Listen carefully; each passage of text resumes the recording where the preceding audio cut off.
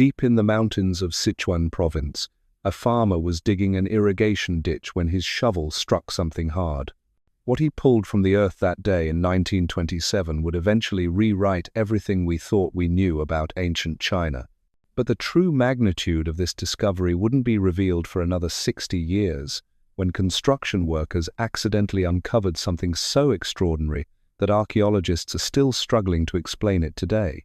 What they found were bronze masks, with eyes so large and protruding they seemed almost alien, sacred trees cast in bronze that stood nearly 4 meters tall, a civilization so advanced and so completely different from anything we'd seen before that it shattered our understanding of Chinese history. This is Sanxingdui, and it might be the most important archaeological discovery you've never heard of. Tonight, we're going to explore the secrets of China's most mysterious ancient civilization. We'll uncover why these artifacts have sparked conspiracy theories about extraterrestrial visitors. We'll examine the evidence that suggests this culture possessed technology that rivaled or even surpassed their contemporaries. And we'll dive into the haunting question that has puzzled researchers for decades. Why did this advanced civilization suddenly vanish without leaving behind a single written record? But here's what makes this story even more compelling. For over 4,000 years, historians believed that Chinese civilization had only one birthplace, the Yellow River Valley in the north. Everything else was considered barbaric, primitive. Sanxingdui prove unworthy of serious study. Them catastrophically wrong.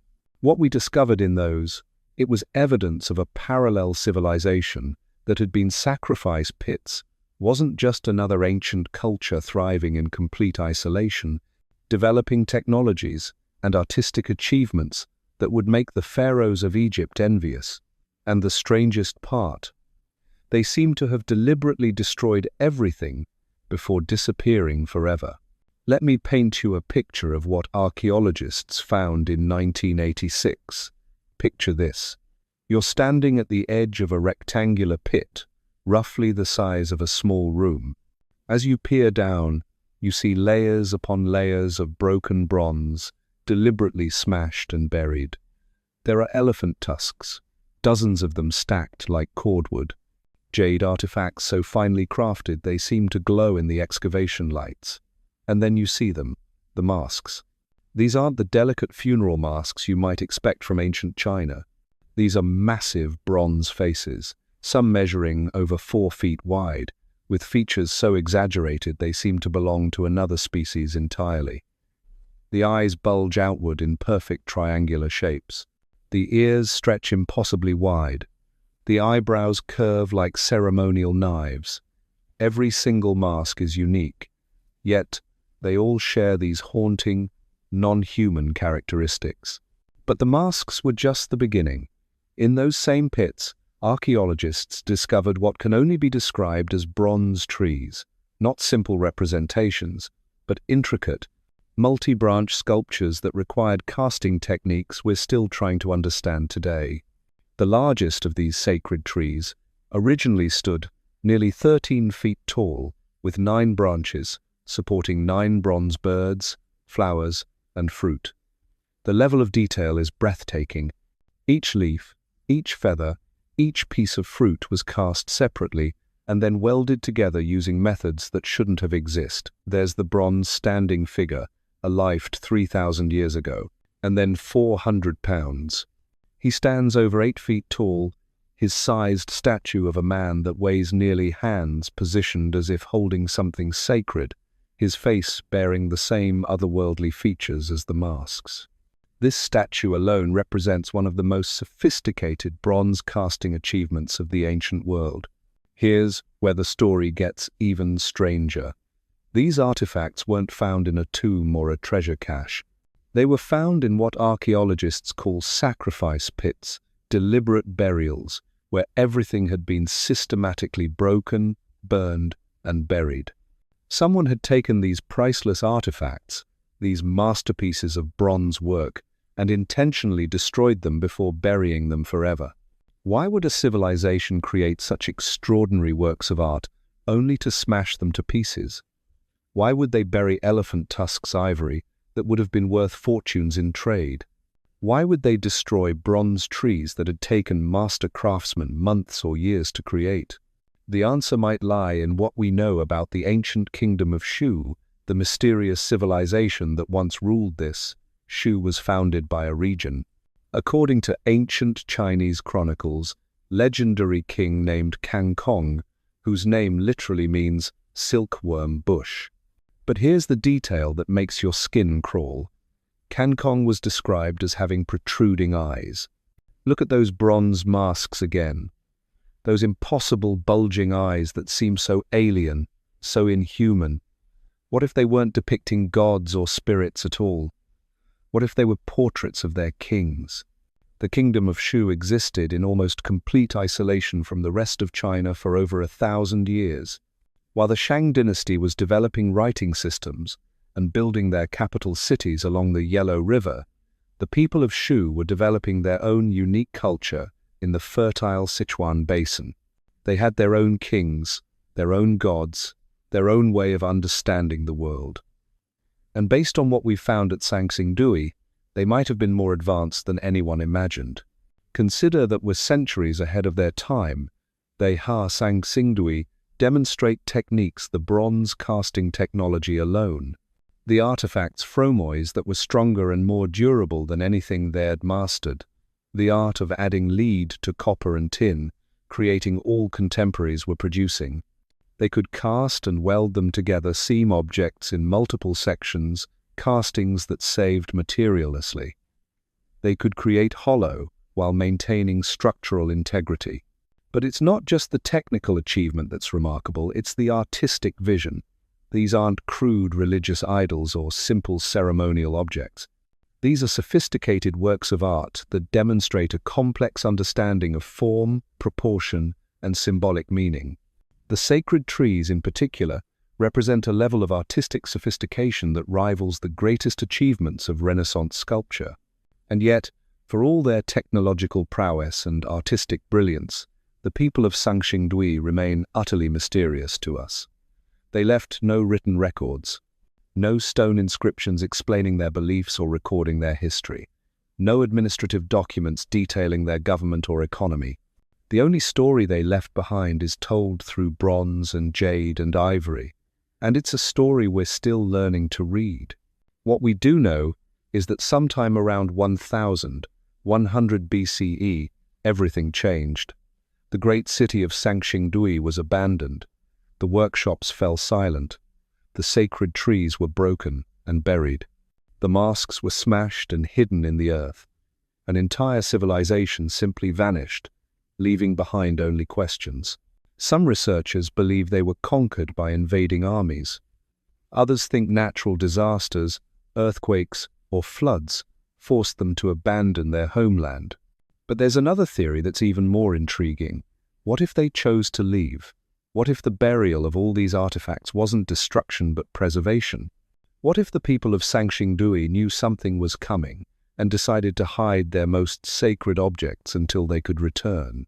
That might explain why everything in those pits was so scattered, why elephant tusks were stacked in carefully arranged, why the artifacts were broken but not randomly neat piles, why bronze fragments were sorted by type and material. This wasn't the hasty burial of a civilization in panic. This was a deliberate, ritualized preservation of their most important cultural treasures. But here's what makes the mystery even deeper. About 30 miles from Sanxingdui, archaeologists have discovered another site called Jinsha. The artifacts there are similar enough to suggest a connection to Sanxingdui, but different enough to indicate evolution and change. It's as if the people of Sanxingdui didn't vanish, they moved. They relocate new location. Why would they move their entire civilization and continue developing their unique culture in what could have been powerful enough to force an entire civilization to abandon a city they had spent centuries building? And why, in all the years since, has no written record of this migration ever been found? These questions become even more haunting when you realize what modern science has revealed about the timing of Sanxingdui's abandonment. In 2016, A Chinese geologist named Nianian Fan published a study that sent shockwaves through the archaeological community. Using seismic data and geological surveys, he determined that a massive earthquake struck the region around 1099 BCE, exactly when ancient Chinese texts record a major earthquake in the Zhou dynasty capital, hundreds of miles away. But this wasn't just any earthquake. Fan's research suggests it was powerful enough to trigger landslides that completely redirected the flow of the Yazi River, Sanxingdui's primary water source. Imagine waking up one morning to find that the river that had sustained your civilization for over 1,000 years had simply vanished overnight, diverted to flow past what would become Jinsha instead. This explains why the people would have had time theory explain so much about the mystery. It to carefully bury their sacred artifacts, rather than flee in panic. It explains why they would choose to relocate to Jinsha, where their redirected water source now flowed. And it explains why they would have seen this catastrophe not as a random disaster, but as a sign from their gods that it was time to move. But even this explanation raises new questions. How did a civilization that had thrived for centuries, that had mastered bronze casting and created artistic masterpieces, simply fade into obscurity? Why did they never develop a writing system to record their achievements? And most puzzling of all, why do their artifacts look so completely unlike anything else ever found in China? Let's talk about those artifacts again, because the more you examine them, the stranger they become. Take the bronze masks with their protruding eyes. At first glance, you might assume these features were symbolic or ritualistic.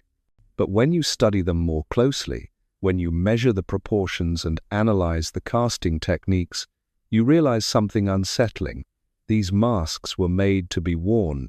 The eye holes align perfectly with human vision. The mouth openings would allow for speech. The attachment points suggest they were mounted on some kind of framework or headpiece.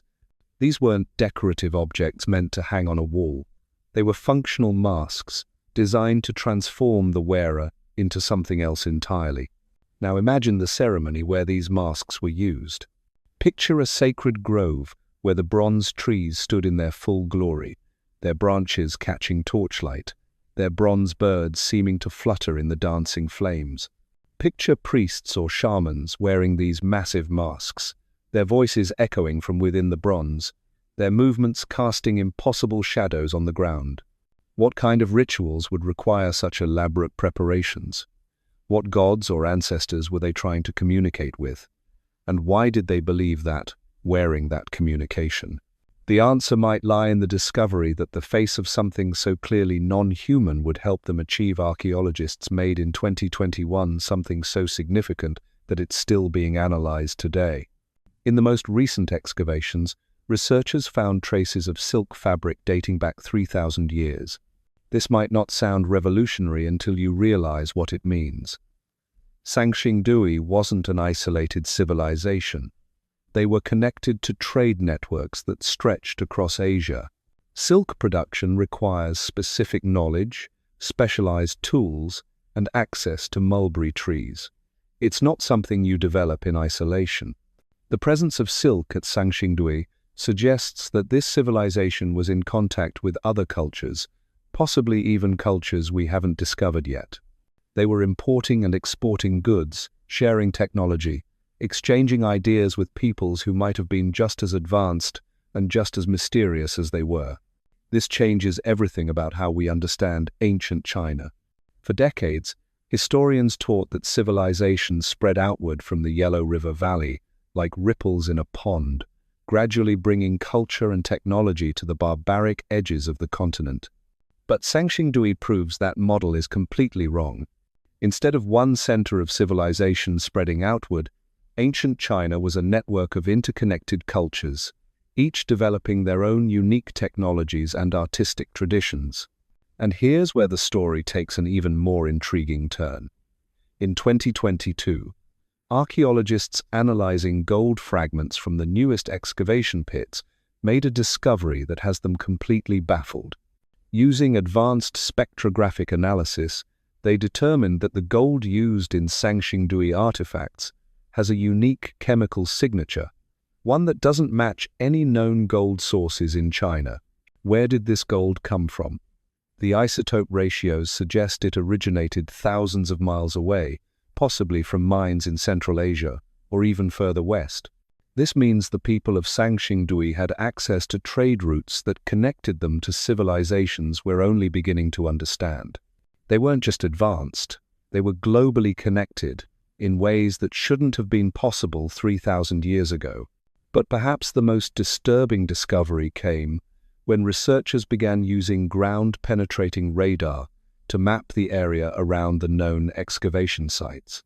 What they found suggests that we've only uncovered a tiny fraction of what's actually buried there. The radar signatures indicate dozens of additional pits, possibly containing thousands more artifacts, stretching across an area the size of several city blocks. Even more unsettling, some of these radar signatures don't match the rectangular pattern of the known sacrifice pits.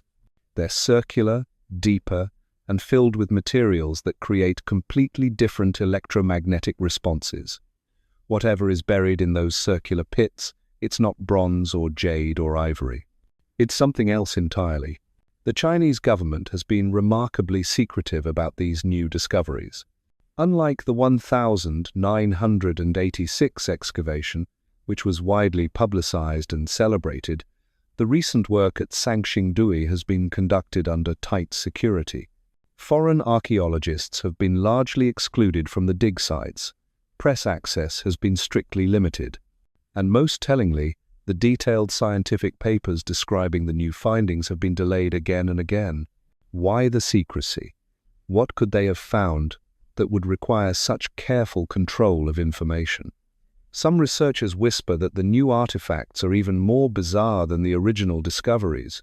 Others suggest that the dating doesn't match what we expect, that some of the objects might be far older or far younger than the established timeline. And a few brave souls have even suggested that the new discoveries might force us to completely reconsider who the people of Sanxingdui really were. This brings us to the conspiracy theories that have surrounded Sanxingdui since the very beginning. The moment the first photographs of those bronze masks appeared in newspapers, people began asking uncomfortable questions. Why did these faces look so inhuman? Why were the eyes so impossibly large and protruding?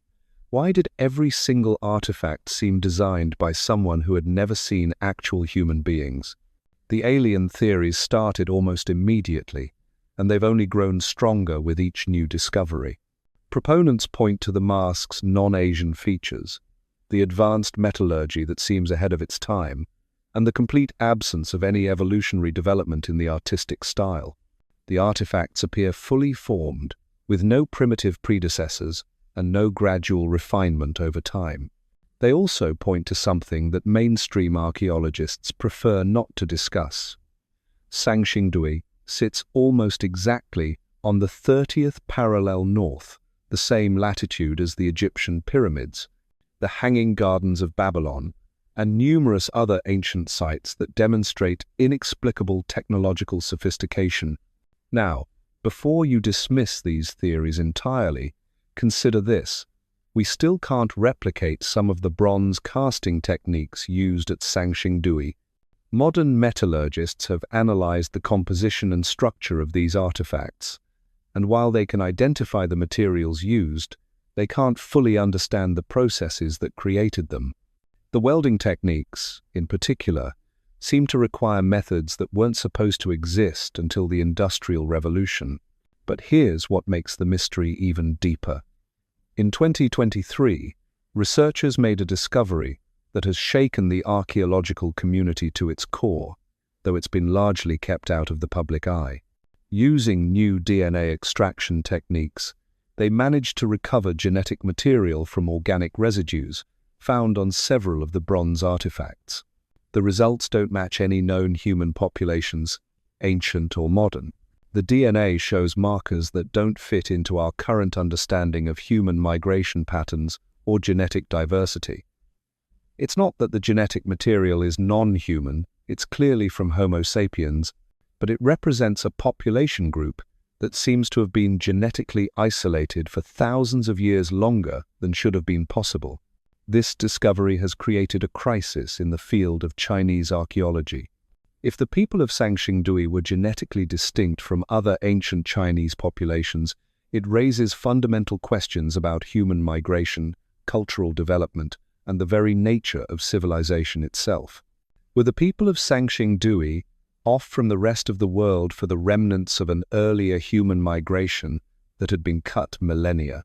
Were they the descendants of a population that had developed in complete isolation, leading to the unique physical characteristics depicted in their art? Or were they something else entirely, a group whose origins stretch back far deeper into prehistory than we're prepared to accept? The implications of these findings are staggering. If confirmed, they would force us to reconsider not just Chinese history, but human history itself.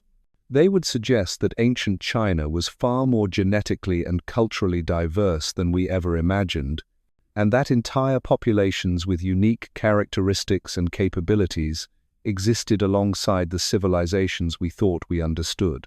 But perhaps most unsettling of all, these genetic findings might explain why the people of Sanxingdui chose to bury their artifacts and disappear.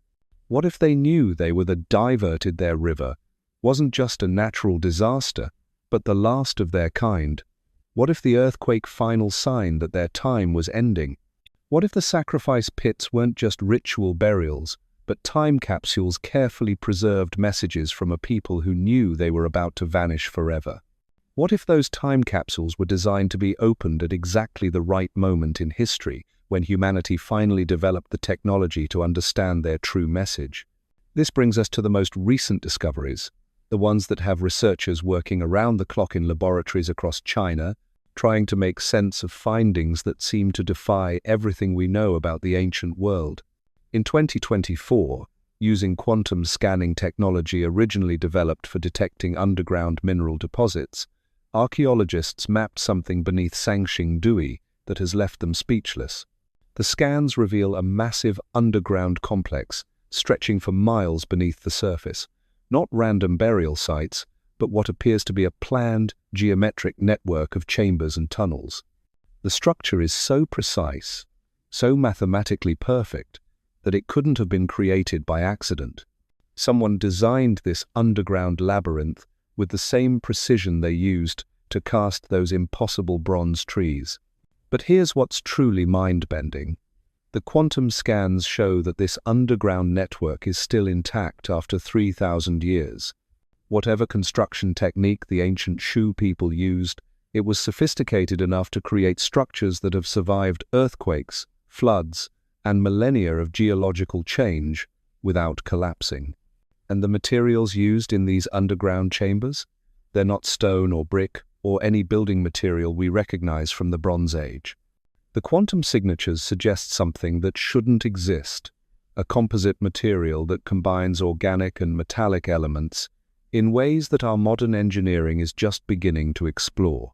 When news of these scans first leaked to the international archaeological community, the response was swift and decisive. The Chinese government immediately classified the findings, restricted access to the site, and began what they termed comprehensive preservation efforts. Translation: they built walls around the entire area and posted guards to keep everyone out. But why such extreme secrecy around what should be a celebration of human achievement? The answer might lie in what happened when researchers tried to take samples from the underground chambers. Using robotic drilling equipment, they managed to extract small core samples from the mysterious composite material. When those samples were analyzed in Beijing's most advanced materials laboratory, the results were so unexpected that the lab director ordered the tests repeated 3 times. The composite material showed properties that shouldn't be possible using Bronze Age technology. It was lighter than aluminum, stronger than steel, and exhibited electromagnetic characteristics that seemed to indicate some form of energy storage or transmission capability. More disturbing still, when the samples were subjected to carbon dating, the results came back inconsistent with everything else found at the site. While the bronze artifacts and organic materials consistently dated to around 1100 BCE, these composite samples showed dates that varied wildly, some appearing thousands of years older, others showing signatures that suggested they were somehow still actively changing at the molecular level.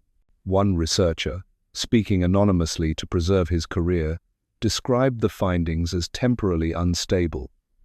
The material seemed to exist in a state that defied our understanding of how matter behaves over time. It was as if the people of Sanxingdui had discovered something about the nature of reality itself that we're still struggling to comprehend. This brings us to a theory that's been whispered about in academic circles but never publicly discussed. What if the sacrifice pits weren't just ritual burials but deactivation sites? What if the bronze masks, the sacred trees, the massive statues weren't just art objects but functional technology that the ancient Shu people deliberately disabled before burying them? Look at the evidence through this lens, and suddenly everything makes sense in a deeply unsettling way. The masks, with their precise eye holes and attachment points, what if they weren't ceremonial but technological, designed to enhance human perception or communication in ways we can't imagine?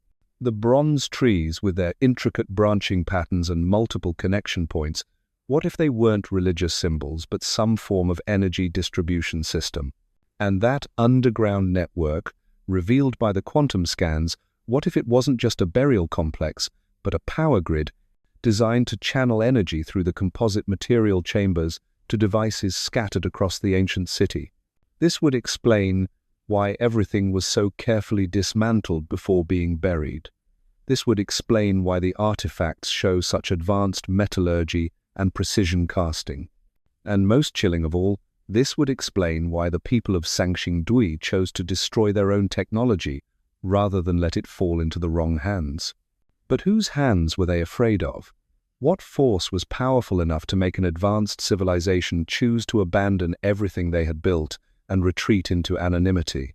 The answer might lie in the timing of their disappearance. 1100 BCE wasn't just when Sanxingdui was abandoned. It was also when the Zhou dynasty was consolidating power across China, conquering smaller kingdoms and forcing them to submit to centralized rule. The Zhou had a particular hatred for what they called strange practices and foreign customs. They systematically destroyed temples, outlawed traditional ceremonies, and executed anyone who refused to adopt their approved way of life. What if the people of Sanxingdui saw what was coming and made a calculated decision? Rather than fight a war they couldn't win, rather than see their technology perverted for conquest and domination, they chose to hide it all away and disappear into the general population. They became ordinary farmers and craftsmen, carrying their secrets in their genetic memory, waiting for a time when the world would be ready for what they had to offer. This theory gains support from recent genetic studies of modern populations in the Sichuan Basin. Researchers have identified genetic markers that don't appear anywhere else in China, markers that seem to trace back to an isolated population that existed in the region around 1100 BCE. The descendants of Sanxingdui are still there, still carrying the genetic legacy of their extraordinary ancestors. But if this theory is correct, it raises the most disturbing question of all. Are they still waiting? Are there people living in rural Sichuan today who carry 3,000-year-old knowledge about technology we're only beginning to understand? Are there families who have passed down, generation after generation, the secrets of how to work with materials that exist outside our normal understanding of physics and chemistry? In 2023, a metallurgist named Dr. Li Wei published a paper that was quickly suppressed, but not before copies were distributed through academic networks. Dr. Li had been analyzing the bronze composition of Sanxingdui artifacts when he noticed something impossible. The metal showed signs of having been worked at temperatures that shouldn't have been achievable using Bronze Age furnaces. But more than that, the crystalline structure of the bronze suggested it had been manipulated at the atomic level. Somehow, the ancient metalworkers had found a way to arrange the copper, tin, and lead atoms into configurations that created properties the raw materials shouldn't possess. It was as if they had discovered nanotechnology 3,000 years before we developed electron microscopes. Dr. Li's paper included detailed molecular diagrams and spectrographic analyses that seemed to prove his conclusions. But within weeks of publication, his research funding was cut, his laboratory access was revoked, and he was quietly transferred to a teaching position at a remote university. His paper disappeared from academic databases, and requests for copies were met with blank stares and changed subjects. Yet the implications of his work continue to ripple through the scientific community. If the people of Sanxingdui else might they have achieved? What other technologies had mastered atomic-level metallurgy? What might be buried in those underground chambers, waiting for archaeologists brave enough to excavate them? The Chinese government's response to these questions has been consistent: extreme caution, bordering on paranoia. They've established what they call a preservation zone around the entire Sanxingdui area, ostensibly to protect the site from damage but effectively preventing any independent research. Foreign archaeologists are no longer welcome. International conferences on Sanxingdui have been cancelled or relocated, and researchers who ask too many questions about the recent findings tend to find their visa applications mysteriously delayed.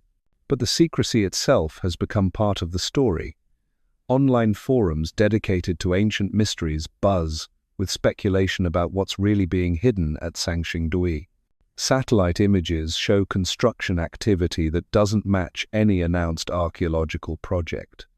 Local residents report strange lights and unusual electromagnetic interference in the area around the dig sites.